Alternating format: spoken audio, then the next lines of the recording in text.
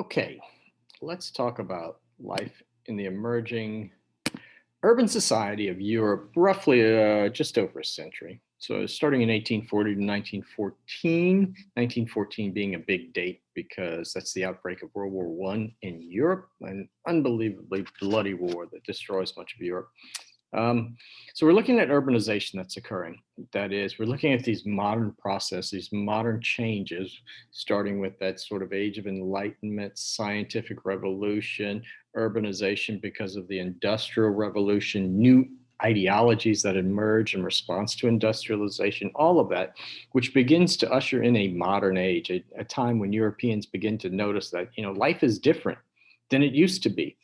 And for many, things are getting better, although there'll be voices that say, no, all of this stuff is worse. I mean, we have telephones and you are a slave to your telephone now. Whenever it rings, you answer it, that sort of thing. But for most people, life is going to be getting better. It takes a while. There are some challenges. There's still going to be incredible pockets of poverty in a number of these places, but Europe is going to urbanize, industrialize, and become modern as well, and have the best militaries on the planet at that time, which is one reason why we'll look at later.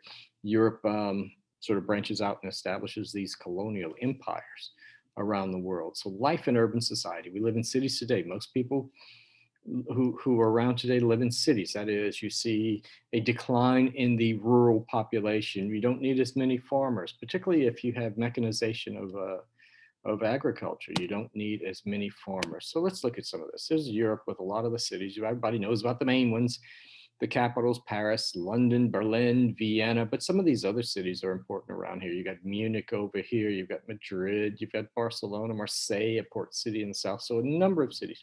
And look at the number of urban centers in England at that time. If you pay attention to sort of the English Premier League, that's where a lot of their prominent soccer teams are. And we'll look, some of them have origins to this time period as well.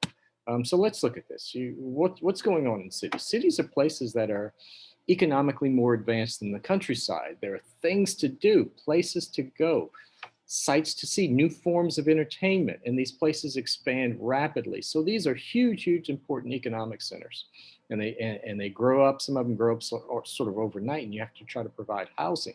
Well, one of the things going on is there's often not a lot of housing available for people, so you live in overcrowded conditions. Dozens of condition, or at least I should say, maybe 10 to a room in some places, even more in some places. Very few outhouses, very few modern sewer systems. And what that does is lead to an increase in crime and the spread of disease, just because you're living around filth. And now it's not like the countryside was a lot better, but it's worse in cities, particularly the amount of filth that emerges. And there's this idea at that time, people don't understand science. There's this idea that sort of bad smells cause disease, or sin causes disease, or somebody poisoned the drinking water, or whatever. That is, there's no modern understanding of disease. But even with an idea that, if bad smells cause disease, maybe we need to think about removing those causes of bad smells, particularly human and animal waste. That causes, as we know today, disease, and lots of diseases and bacterial infections. So one of the things that's going to go on is governments are going to become more responsive to the needs of people. They're going to clean up these cities. They're going to install some sewer systems. I mean, where was the sewer at that time? Where was the toilet at that time? Where did you empty your slop bucket from the house? Often in the front of your house, or anywhere you wanted to. So cities are pretty much filthy, filthy places. And also, it's not just people. It's also animals at that time. We had horse-drawn transport. There's this idea today that cars cause unbelievable pollution, and we need to do something about auto emissions, which we need to do. But I'm making a comparison. The average horse, say a horse that's about 1,000-pound horse, and you had horses all over the place, thousands of horses in these cities. The average horse produces on a daily basis probably close to 50 pounds of waste. That would be manure and urine, 50 pounds a day. Imagine that over the course of the year. And you can see that there's just horse manure and horse urine all over the place in a lot of these cities. You can imagine that people might not necessarily want to go outside and take in the fresh air of the outdoors. You've got pollution from these factories. You've got pollution from humans, from animals. not necessarily the cleanest of places, but people flock to the cities. Why do they go to the cities? They're jobs, more jobs there. And what do these cities do? They offer opportunities. They begin to become a bit more involved. They're looking for jobs, overcrowding. Some cities begin to respond in ways to try to make city life better. How do you reduce crime? They're not interested in defunding the police, but supporting police forces to reduce crime, creating new sewers to take waste away and wastewater outside of the city, coming up with new water supplies, fresh drinking water. You see inoculations, that is, vaccinations against certain diseases once we begin to understand the disease process. Factory acts that limit the working day for women and children. Think about that. That's the government doing that. Government responding to sort of conditions within societies, within cities, within the countries, and responding, becoming more proactive. Um, but also, cities, it's not just jobs, cities are things to do. Even today, if people want to go do something interesting, it's often to go to a city. Where do you have a bachelor party or a bachelorette party? You know, oh, let's go to the farm. It's going to be a blast. People don't think that. You go to the cities, there's more to do. There are pubs, there are bars, there's eating establishments, there's a variety of entertainment. There's sports today, major sports teams, urban based, music hall, dancing, all kinds of different types of theaters, different types of stores that sell all kinds of items from across the world. This is a time period when department stores become more and more prominent. Department stores, people like to work in department stores, people like to visit, shop in department stores, people like to just see what's in a department store, the variety of different items. And a number of critics say these are the new cathedrals. That is the churches for a people that is engaged in mass consumption.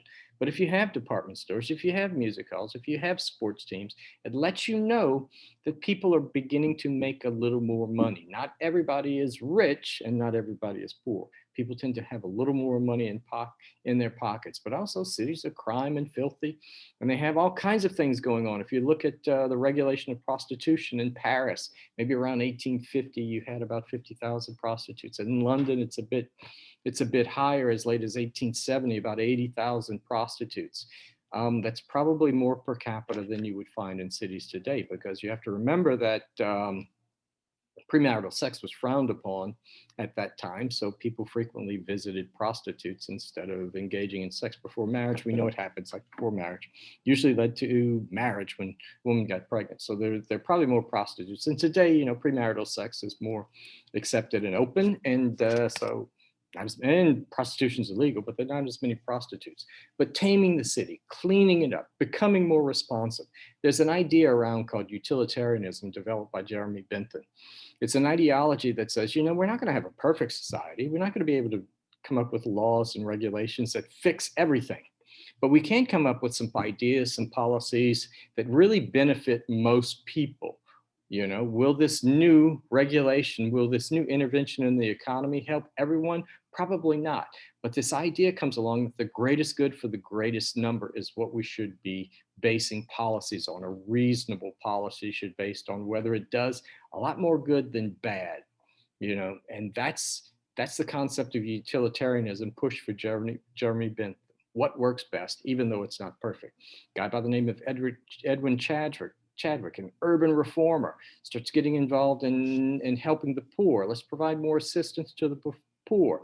And one of the things he gets interested in is creating new regulations to promote a healthier society. So he's behind the push to begin building a better sanitation system. Remember, you still have this concept that bad odors cause disease. Well, let's get rid of as many bad odors as we can. They don't actually understand the bacteriological argument there, you know. But if you get rid of waste, it makes that environment a bit healthier. So you get rid of the bad smell, you actually make things a bit better. So there's a public health movement. There's intervention in the economy to reduce the working hours for women and children.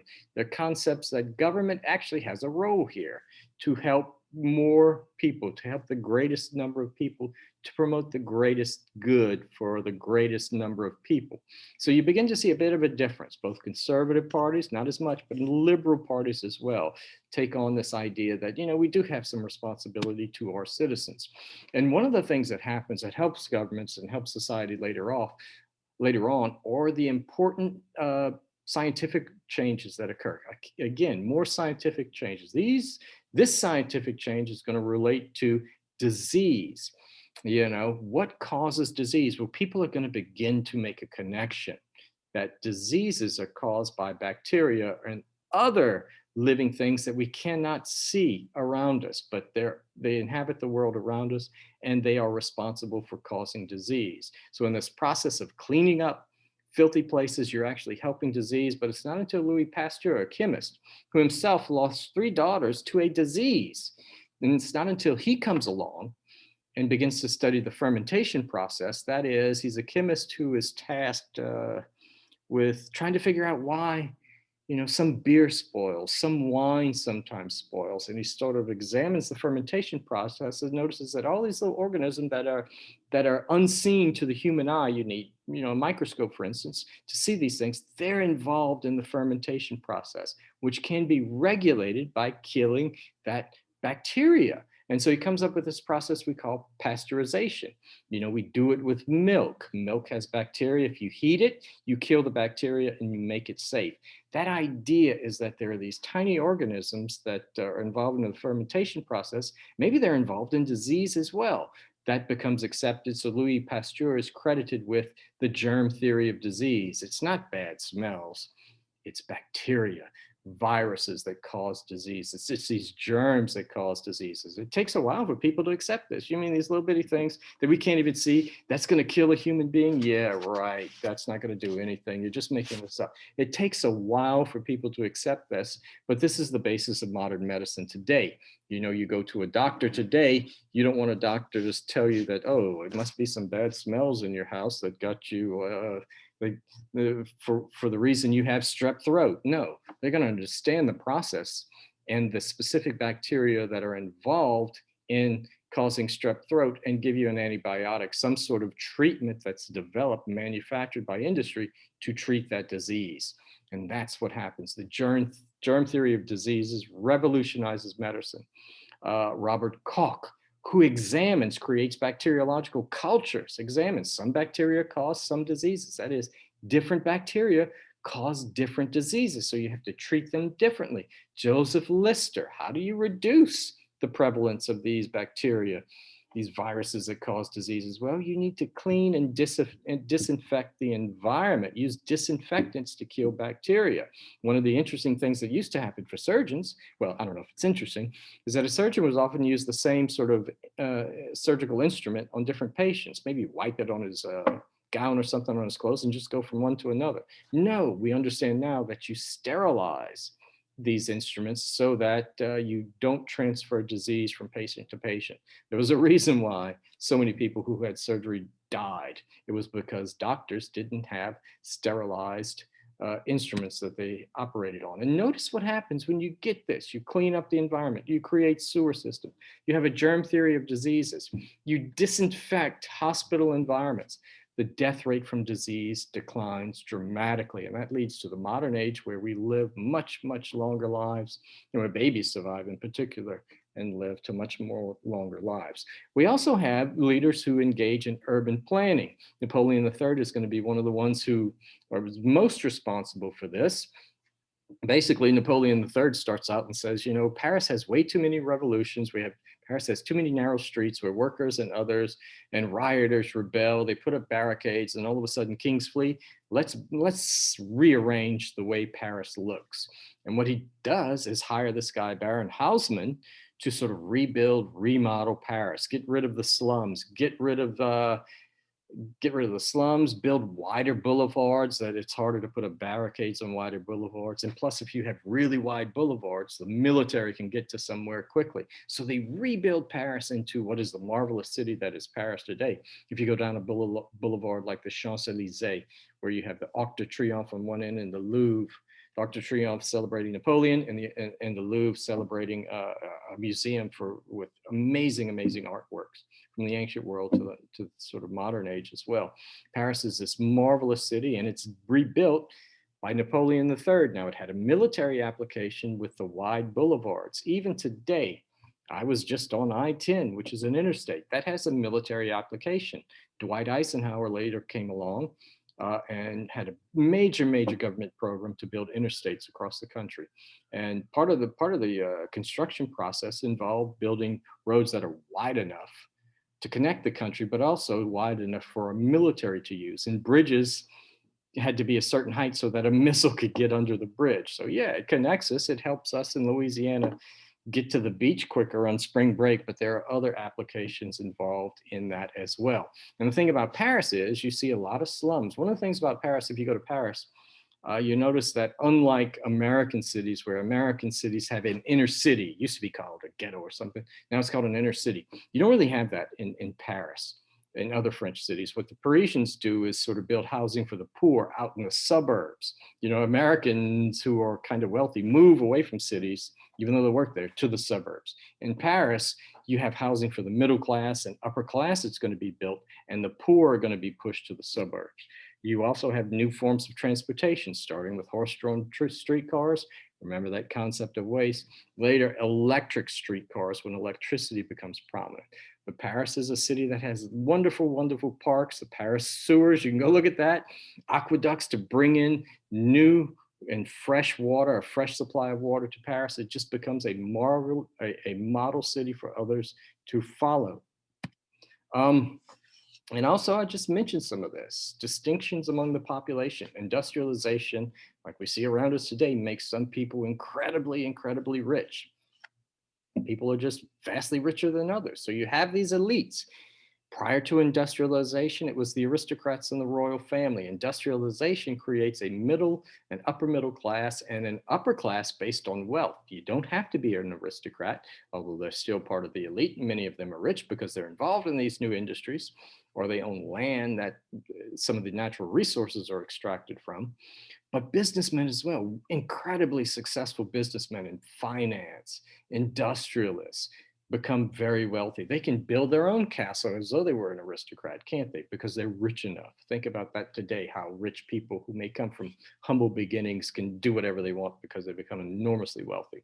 We're not talking about most people. The elites represent about 5%, but they control, or at least they yes, I think control is the right word. Control about 30% of the wealth of a particular nation. That's a lot. You know, we see that even today with, if you look at the wealth of the top 1% in America today and elsewhere, very rich and live distinct lives from the rest of people within that society. At the bottom are most people who get such a small percentage of the national wealth that's produced, often around 10%, say the bottom 30% got around 10%. And then there's going to be a middle class because economic specialization, careers open to talents allow people with certain skills and certain behavioral attributes to become maybe not rich, but also not stay at the bottom and not stay at the poor. So we're looking at stay at the bottom and stay poor. We're looking at new groups who are specialized in some way. Many are educated. They take what we call white collar jobs. Those tend to be, you know, jobs indoors. Think of today how an indoor job generally commands more likely to command a salary, for instance, which makes it kind of white collar, not exactly, than a job working outdoors. Even though if you work outdoors, you make a lot of money, and you do get some of them do get salaries today. So it's not a clear definition of what makes middle class. Middle class is also, we're going to see a lifestyle, but it's people who are better off than the lower classes, but not rich. And with industrialization, you find more and more positions available for people. Middle management, that is, there's a hierarchy of positions within a number of industries, and governments are going to expand. You're going to need bureaucracies to make sure that the new regulations are being complied with. So you see middle class positions, white collar positions emerging for people in the legal system, for businessmen who own businesses, even if it's some small business, not a large business, you can become middle class, better off, have a little more money than others.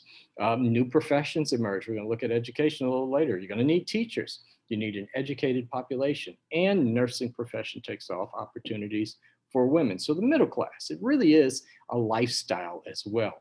You know, think about the importance of wealth today. You want to get rich so you can live in a certain area, so you can buy a certain type of automobile that you can show off to others. You want to be on display. What's the point of having money if you don't display it to others so they get impressed with what you have, right?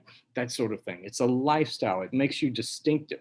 And the middle class wants to present itself as distinctive, as different from the upper class and from the lower classes. So it's also a lifestyle and a commitment to a set of virtues that they think distinguishes themselves. One of the things they do, middle class wives weren't expected to work. They get involved in social causes in the community. They become social activists. Middle class, members of the middle class tend to own a home. Some of them rent, but most own a home. And even though the wife doesn't work, they hire a maid to clean and take care of the home. They often eat better food. That's where a lot of the restaurant industries pop up. So you can see these variety of professions here where a middle class status can be achieved when you have a particular skill that's needed in this modern society. But as I said, it's also a code of behavior. And it's an ideal. Obviously, we know people don't exactly follow all these ideals, but it's a distinction that says, I'm not like this group. The lower class behaves this way. The upper class behaves this way. Remember, if you're upper class and you're incredibly rich, you can get away with behaving in certain ways and you won't suffer as many consequences as others because you've got a lot of wealth to fall back on. And plus you have a big support system as well to fall back on. So the middle class has to embrace a code of behavior that sort of centers around these things: being financially independent, being able to provide for your family. Don't waste money on gambling. Don't go deeply into debt. Merit, character, your word is important. The way you behave is important for others to notice so that they can respect you and expect certain behavioral qualities out of you.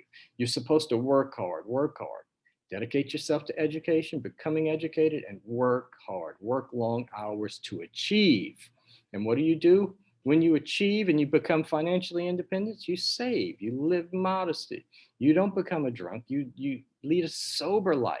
That is, you lead a moderate life where you enjoy some things once in a while, but make sure that you save. Why?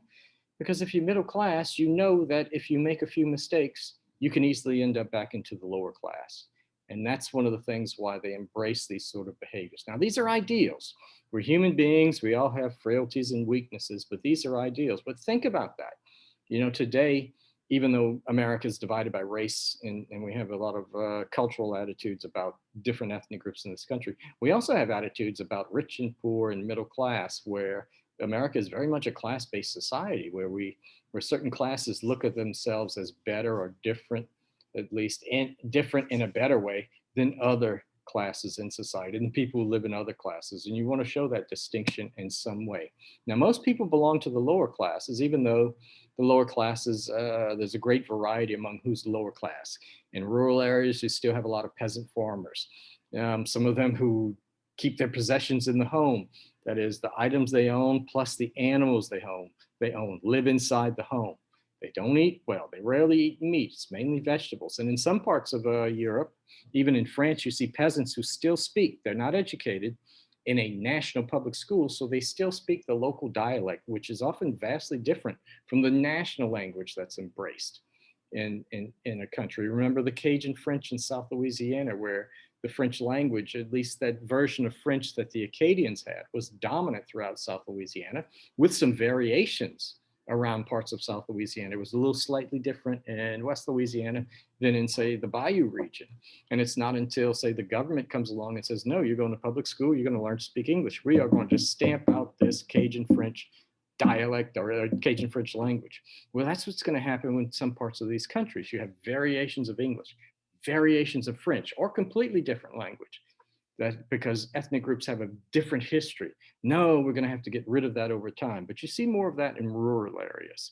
But even today, you can see in America, you've got different dialects. You've got, say, English that's slightly different in South Louisiana. You've got Mississippi, where people have different accents there than what they have in Louisiana. And in the North and in the West, people use English but have different dialects and pronounce things differently. At that time, you had great regional variation in what language was spoken in countries. We'll see that public schools begin to change that. Lower classes, as I say, most people are lower classes, but things get better for the lower class. It takes a while. They begin to make more money, particularly if you're a skilled worker, if you belong to skilled labor, you have a skill that others don't have. You will make more money, and they call those sort of skilled workers, machinists, and others part of the labor aristocracy.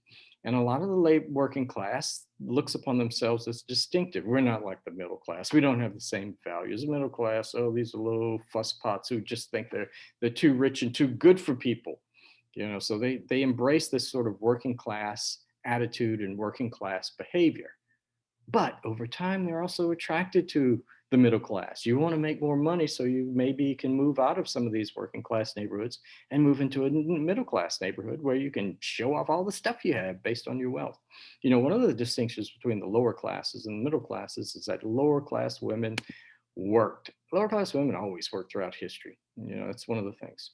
Marriage, rules of marriage, the courtship rituals of marriage begin to change. As people get more money, there are certain expectations. Think about what's involved in the courtship rituals today, not necessarily how you might hook up initially, but there are different rituals you have to go. I mentioned the bachelor party, the bachelorette party. What do you do there? What sort of mate does someone actually decide they are willing to seek this marriage arrangement with and spend the rest of their lives with? I mean, do women have certain standards looking at a man and say, yeah, that's a man I can trust with being the father of my children? Or do men have similar standards there? So there are these rituals. Most people married from romantic love, just like today, but there are rules that are going. What do you do? And just like today, where you have all these self-help books and how to find the right spouse or whatever, that's sort of, you had a lot of that going on, because especially if you have a little bit more going on in your life than others, you want to make sure that the person you marry is going to help you maintain, if not increase, that status and wealth within the family. For the middle class, these rituals are important. A man usually married a younger woman. Why? Because for the middle class, you had to prove that you could take care of a family, that you had enough wealth, a good enough job to take care of a family, take care of your wife who wouldn't work, and the children as well. And there are different roles in courtship. Men are supposed to be more aggressive. For instance, men have to make the first move. Men have to actually introduce themselves to women, all these things. And women are supposed to be swept off their feet and all that today. We still have some of that around today. I think, what is that show on TV? Something about the bride, say yes to the dress or something like that. There's no men like getting married. I'm not saying it. Men love their families. They want to get married. Men don't want to live alone. But for instance, it's a bit different for men. There's no say yes to the tux show for men. It's a bit different, the whole sort of marriage and the ceremonial and the ritualistic aspect of that. Women, there's still these inequalities within society, as married women were very unlikely to own much of their property. Women and gender, which brings us to women and gender. Women are still second-class citizens, and a number of women are going to begin to rethink, why are we sort of conditioned to being second class in society to men? Why do men have more opportunities than women?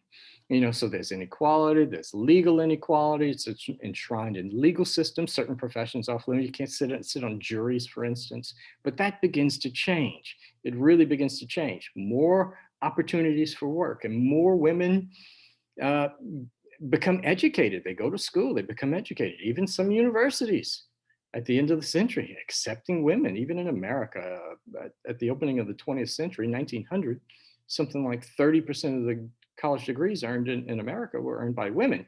Today, I think it's about 60 to 65%. Women are really kicking butt educationally today.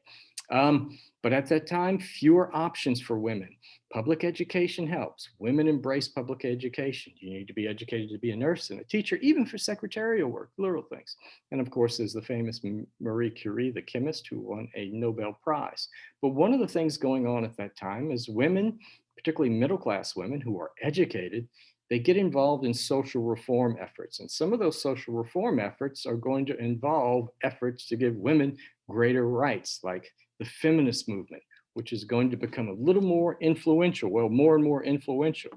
We don't have the first feminists at this time. They've been before. I already talked about Olympe de Gouges in the French Revolution and Mary Wollstonecraft, who wrote The Vindication of the Rights of Women. Don't accept your subordinate status. Women are smart and talented. Use those talents to be the equal of men. You don't have to accept your subordinate status. Remember, if more and more women are being educated, they're reading these things. They're reading John Stuart Mill, who says basically it's men, and he accuses men, he blames men who are oppressing women. He's also critical of women who accept this system of oppression willingly. Kind of an interesting thing today where feminists and feminists often disagree on things. Should women be able to choose to do what they want, whether it's stay at home, raise a family, or go to work? That's still a debate today, but John Stuart Mill is critical of both men and women. And what you begin to see is more and more women embracing feminism. Middle class feminists, a number of the middle class husbands who push women to engage in some social reforms like help the poor. Some of these women say, yeah, I'm not just going to help the poor, I'm going to help other women become more equal. Within the socialist movement, the Marxist movement, there are feminists within the socialist movement who say, you know, we really have to have a revolution, not just overthrow the economic system, but overthrow the cultural system that makes women second class. But women are getting more and more rights. It takes a long time before you get the same rights as we have today, or similar rights as we have today. And whole notions of sexuality. It's not odd to know that there's a double standard out there. Men who behave in a sexual manner tend to not be viewed as negatively as women. You know, men can sleep around as much as they want, and they're not a host of negative terms and negative associations with men who do so. You have that with women. It's pretty much universal around the world as well today. So, and sexuality at this time is a topic you don't want to talk about. You wouldn't even, if you're middle class, you're not even supposed to notice that a woman's pregnant sometimes, because it may bring up, how did she get pregnant? Oh my God, that is an activity that is sexual in nature and filled with lust. You're not supposed to talk about that. It's a really weird time at that time of Queen Victoria, Victorian attitudes about sex. Now, working class women, often viewed as less feminine because they embraced their sexuality a little more openly than middle class women. The culture said, you know, middle class women shouldn't even talk about that. But we have to think about why sexuality might be that way. Men and women are different. Women are more likely to get pregnant, for one thing, and they bear the burden of carrying that child. Sexuality is different than it is today. There's no contraception at that time. Think about the importance, if you look at the pill, technological change that allows women to behave like men sexually, where they don't have to worry about getting pregnant. There's no reliable forms of contraception at that time. Abstinence is one, withdrawal. Ask your advisor what that means, but you just don't have the amount of contraception we have today. There were condoms at that time made of sheepskin, a sheep's bladder, I should say, used by the upper class, tied with a piece of string. Sometimes I don't know why I'm telling you that, but and they were reused. So, but there's no reliable contraception. You have to be very careful at that time, because you know, when you got pregnant, you didn't always grab your cell phone and text grandma and say, "Oh my God, guess what?" Or your mom, "Guess what? You're gonna be a grandmother." It can be deadly. It can be a death sentence. In England, for instance, and it's not drastically different in America. 1 in 100 childbirths ended in death, and we have to remember that women on average got pregnant. Each woman got pregnant about 8 or 9 times in her life, during her life. So it's a challenging thing. We don't have modern medicine like we do today, when you're pregnant and you get to go to the hospital with all the wonderful devices and medicine, epidurals, and all that cool stuff. Plus, sex is also deadly. There are deadly, deadly diseases out there, one of which is syphilis, a sexually transmitted disease. Look at that statistic on this slide. You know, in the 1890s, more Europeans died of syphilis than, think of the major sexually transmitted deadly disease today, although it's less deadly, AIDS. More people died of syphilis in the 1890s than AIDS in the 1990s, or complications from AIDS, I should say. So it could be a deadly thing, especially for women. But it's not going to stop. You know, people are people, right? What you begin to see, the feminist movement starts to concentrate on sexual awareness. Birth control clinic emerges in Amsterdam, those Dutch, right? The weed in coffee shops and the first birth control clinic there. The Shrieking Sisters, a group of feminist women who go around openly talking about sex. And they're also very critical of police forces that just arrest prostitutes, but don't arrest the men who visit prostitutes. Visit's an interesting word. And some of these men, uh, middle class and upper class men who would do so, would often carry a disease back to their families. You know, you can carry syphilis back to your wife.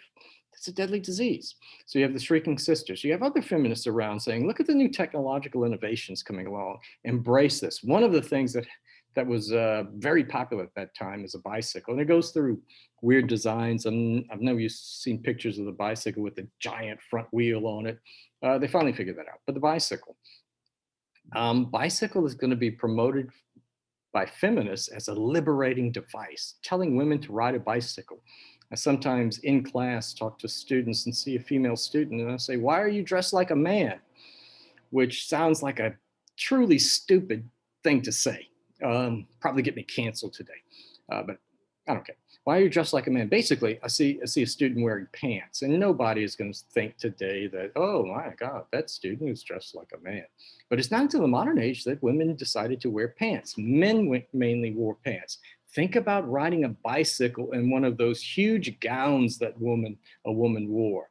That's not possible. So that's why feminists say, ride a bicycle. Why ride a bicycle? You can get away, you can go on your own, but also you have to dress a certain way. You have to dress like a man to ride a bike. And part of the feminist idea, and there are varieties of feminism, is that women should be able to do whatever men do. And women's rights should be based on and what men do. So there's a comparison. Do what men do. You know, ride a bike, put on pants and ride a bike. There's also voting rights. Do what else men do. Men get the right to vote. For the most part, we're beginning to see the advance of democracy.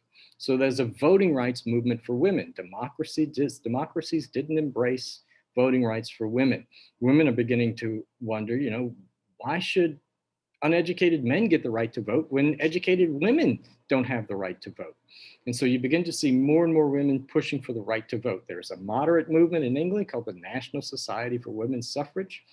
It doesn't go over so well. They don't get a lot of support in Parliament.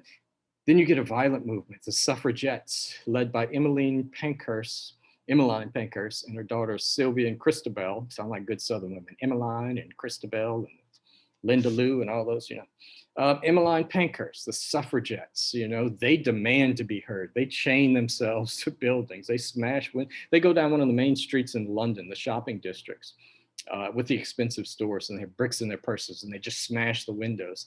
They attack members of parliament, members of the House of Commons. They demand to be heard, and they want the right to vote.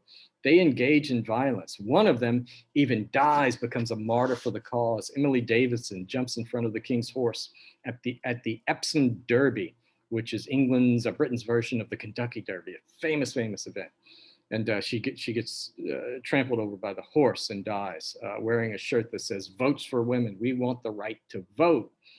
Um, and so you see, obviously, some of the violence, the police arrest them, and some of these women go on hunger strikes, and they're force fed. You can go online and look at some of the videos of the force feeding where they engage in hunger strikes, and the police actually kind of abuse them a bit. Let them starve a bit, and then later on, after they look like they're getting ill, force all kinds of liquid down their throats, and it just comes back up. Not necessarily the most pleasant thing going on. But there's Miss Pankhurst right there, and there's a woman getting arrested. Notice how she's dressed. This is middle class, a middle class reformer dressed nicely. And there's the policeman arresting her, carting her off. What else is going on at this time? There's some changes in religion. We're going to look at part of that why, Charles Darwin's theory of evolution, but all these new technologies popping up. Religion, a large urban working class, and a working class that doesn't think that religion is suiting their needs. But also in the working class, you have attitudes about socialism promoted by leaders and Marxism. Marx said religion is the opiate of the masses. Religion is a drug that keeps the working class from understanding their oppression, that sort of thing. So there's this de-emphasis on religion. All these new entertainments, churches have to compete with all these new forms of entertainment. So you begin to see a decline, particularly among the working class in church attendance and in donations going to churches. Some people talk about the feminization of the churches, emphasizing, like in Christian churches, emphasizing the pain and suffering that Jesus went through, his emotional response to that, you know, because church attendance became prominent still with the middle class and with women. So feminization, there may be some truth to that, but think about some of the social causes that feminists got involved in today. Anti-bullying, it's a good thing not to bully. That was a big issue for feminists in particular.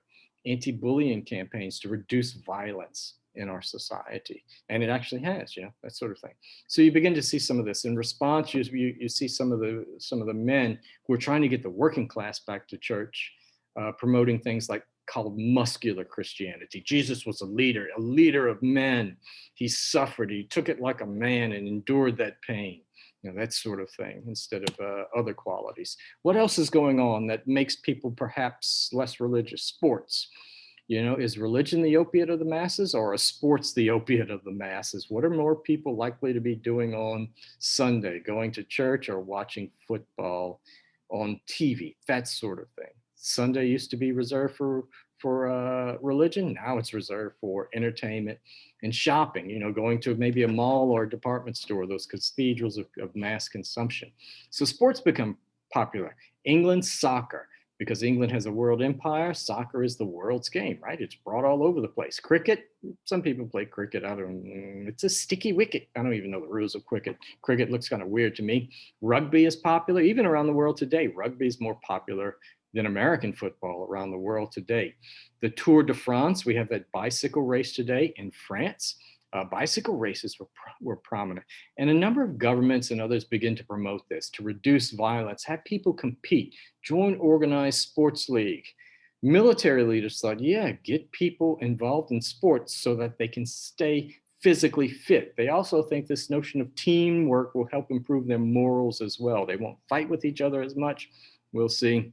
And there'll be more team players, and they'll remain physically fit. So you see, organized teams, unions organized teams, churches organized teams, industries organized teams. Some of these major soccer teams started as little clubs in a particular industry.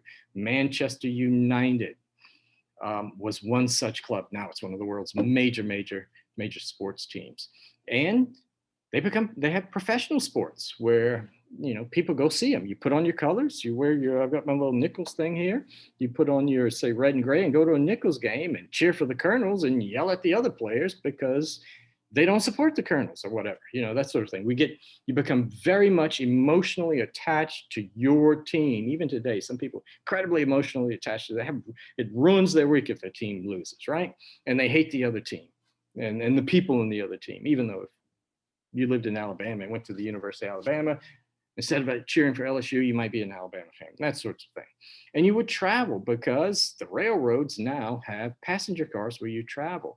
Within cities like London, there are major soccer teams within London, but you can hop on public transport in London and go visit your team and go yell at the other team. Often fights would break out, of course. This is also a time period in the late 19th century where we see the friendly games known as the Olympic Games revive. The Olympic Games, back to Greece at that time, which is where they originated. And again, it's the idea that if countries compete in these games, they might be less likely to go to war.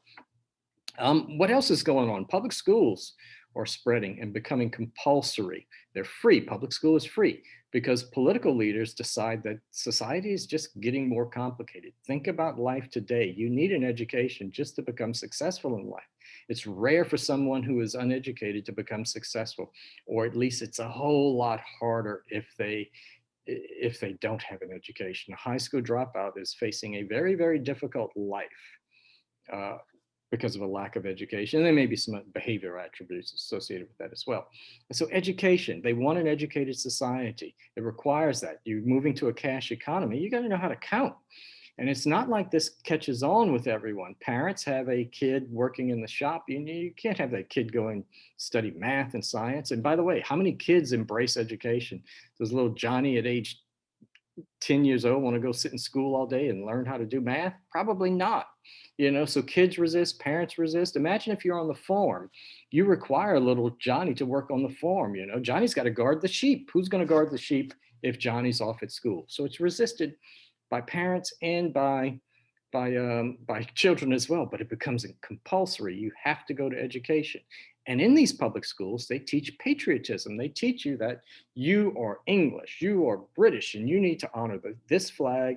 You need to honor the king or the queen. You need to honor these great heroes. So they teach you, give you a patriotic education. What they want to do is make everybody sort of recognize their common identity instead of their differences, that sort of thing. The education, you graduate, oftentimes graduation, you get that certificate. It replaces sort of, say, in the Catholic school where you get confirmed as a teenager. It begins to replace that. So you can see how that sort of affects religion. You're not getting a religious education in public schools. You're not necessarily getting anti-religious, but you're getting educated. The more educated you are, the more likely you are to question traditional things. So your ticket to maturity is that diploma, that certificate you might receive when you graduate. Also, at this time, the age of science, it doesn't decline. It's going to continue. Fortunately, it makes us better, helps us do things. We get x-rays.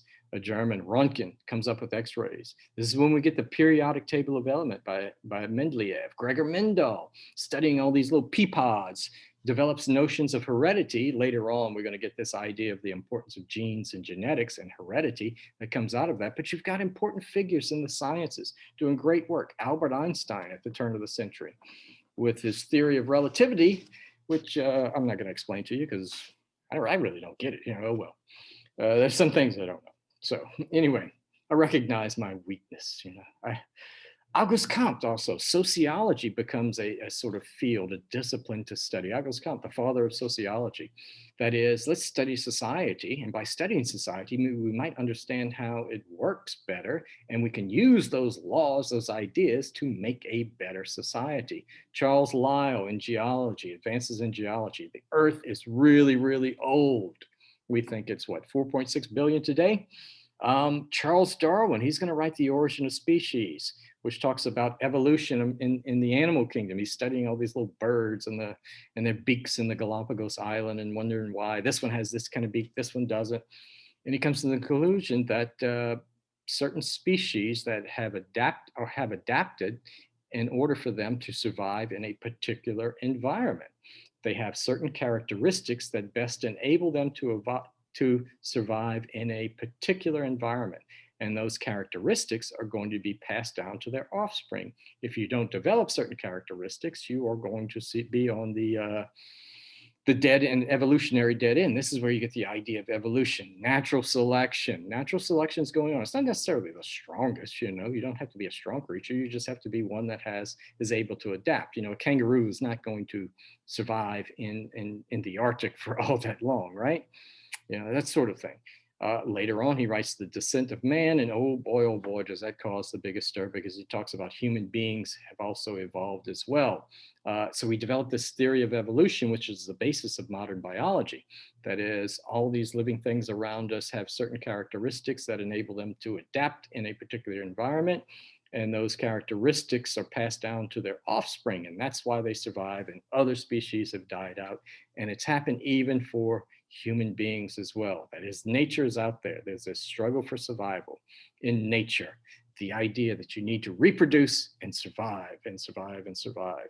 Herbert Spencer takes these ideas of Darwin and applies them to human society. He talks about people and races in a struggle for survival. This is Racism 101, essentially, where he talks about the survival of the fittest. That is, even people. The world is a world of predation.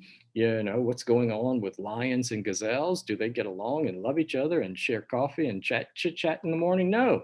He says the human races are also like that. He divides the world in all these races, and they're also in a competitive struggle to survive.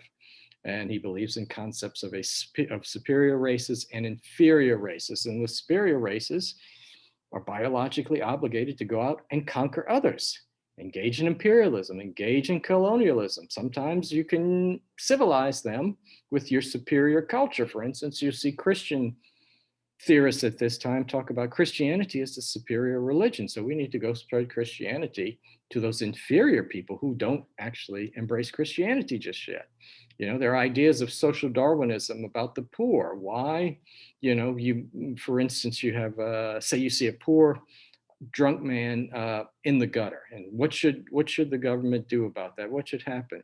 Well, a social Darwinist, remember they're not Charles Darwin, a social Darwinist of the Herbert Spencer variety would say, well, that's exactly where that poor drunk person should be. Where do you expect to be if you're poor and drunk? You expect to have a great life? If you're going to drive the Lexus and live in a mansion? No, that's exactly the result of that particular human being's behavior. New advances in psychology. Why do certain things happen? Why do we get psychological disorders? Well, Sigmund Freud is going to be important in this. The id, the ego, and the superego, that our subconscious is divided into these three things. Id is all emotion and impulse that's regulated by the ego, and the superego, regulated by the ego, this sort of rational purpose that you really shouldn't do that, and superego, sort of society's morals that says you really shouldn't do that, in order to have some sort of stability in life. But notice what happens. He says, within human beings, as he's talking to human beings, and some of it I think is based on his own little behaviors and opinions. But I won't get into that. But anyway, sex is important in this. Sex is important. Talking about human subconscious, sex is sexuality. Human beings are pleasure seekers. Nothing odd about that. Sex related to pleasure. Ask your advisor about that. But he says human beings, sex is one of the pleasures that human beings want. They want it more than they get. And so there's this impulse to have sex and sex and sex. But your ego and your superego get in the way. That is, your ego says you can't really do this all the time. Superego is sort of the morals, the culture out there. Religion says you can't really do this because it's evil and wicked and sinful. So human beings end up on somebody's couch talking about their problems in life because they have these basic impulses where they want to seek pleasure. I want to do this. I want to do this. I want to do this. No, it's sinful, wicked, but I want to do this. No, so we suppress basic human urges and we end up on somebody's couch talking about our problems in life. That's what he says causes psychological problems. This sort of subconscious motives, he's saying, though, cause human behavior. Ivan Pavlov, another, looking at dogs. You ring a bell and you feed a dog. Ring a bell, feed a dog. Well, you ring a bell and you don't feed a dog, the dog's going to salivate. That is, salivation is sort of the process involved in digesting food. That is, how do you manipulate human behavior? How do you get this biological response out of a human being, even when that human being is not going to be eating that food or doing what it expects to do? It's a natural response, a conditioned response. And there are a number of people looking at these advances. What's going on here? It's not like Freud is studied today. His ideas are crazy. It's not like, but this whole notion, let me get back to this whole notion. What guides human behavior? Is it just ideas implanted in us by God? Is it just the culture out there? And what Freud and Pavlov are showing is that, we're not exactly sure sometimes. There are these unconscious motives, and there are irrational forces at times that guide human behavior. That really changes cultural values. That begins to change the way some people think about their role, the role of people in society. Think about all these enormous scientific changes. Now we're going to have, with the intellectual changes, with how to organize society, socialism, capitalism, all that stuff. And now we've got, what is it about human beings? What are human beings? Why do some people end up, having sort of issues in life that they can't deal with? And that gets us into the modern age where, it's an age where we expect just incredible technology to make our lives better. We expect medicine to take care of us. We expect all these cool devices around us to help us and lead to better lives. We live in a modern age. Well, that's what people at the turn of the century begin to think. It's a modern age. It's really different. We're living in urban areas. We've got all these cool things here. We've got a second industrial revolution. Iron is not as good as steel. Steel is lighter and stronger. We got electricity. You can have electric streetcars, a chemical industry that produces a variety of different items, and oil, the internal combustion engine, is produced. So you're going to have later on automobiles and airplanes. Think about the role of oil since the late 19th century. Having secure supplies of oil is absolutely essential for a modern society. Not sure why my alarm's going off, but having secure supplies of oil, absolutely essential. America did, but parts of the world where oil is, they become very, very important. Our entire standard of living was based on having secure supplies of oil. Now we're moving to different technologies, more greener technologies. We'll see. I have a hybrid car, for instance. We'll see what happens then, but oil. People talk about the mass society. as more and more people share more things in common, sports, more and more people are going to start reading newspapers, more and more people are educated. They have the same forms of entertainment. If you used to look at television just a few decades ago, there were only a few channels.